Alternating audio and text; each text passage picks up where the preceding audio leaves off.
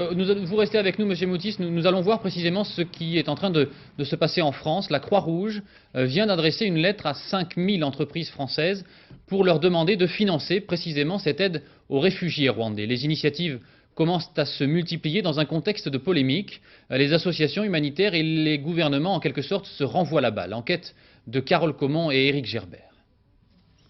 L'urgence porte plus que jamais un nom, toujours le même, Rwanda. Expédier des couvertures, mais aussi des tentes et du matériel médical, le travail est aujourd'hui le même pour toutes les organisations humanitaires, qui réfutent l'accusation de mobilisation tardive née à leur encontre ces derniers jours. On est sur le terrain depuis, comme je dis, plus d'un an déjà, donc on a dû sortir dû à les risques que représentait y rester, et on est revenu aussitôt que c'était les conditions de sécurité suffisantes pour revenir.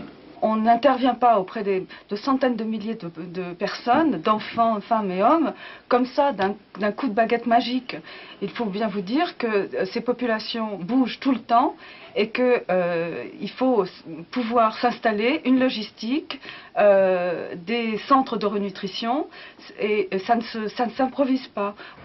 Pour ou contre l'opération turquoise, le débat a longtemps divisé les organisations humanitaires. Un désaccord que tous préfèrent maintenant oublier pour tenter d'intervenir au plus vite et de limiter l'ampleur de cette catastrophe humanitaire.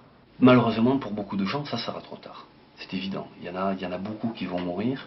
Et ce que j'ai envie de dire, c'est qu'il en reste de toute façon un énorme chiffre, enfin, c'est quelque chose de gigantesque, c'est un afflux comme on n'en a jamais vu, et que par rapport à cela, il faut qu'on continue à se mobiliser et très rapidement et intervenir très très vite. Devant l'urgence, la plupart des organisations humanitaires manquent cruellement de moyens humains comme financiers et lancent aujourd'hui des appels, comme Médecins sans frontières par exemple, qui cherchent des médecins disponibles 3 mois pour partir au plus vite au Rwanda.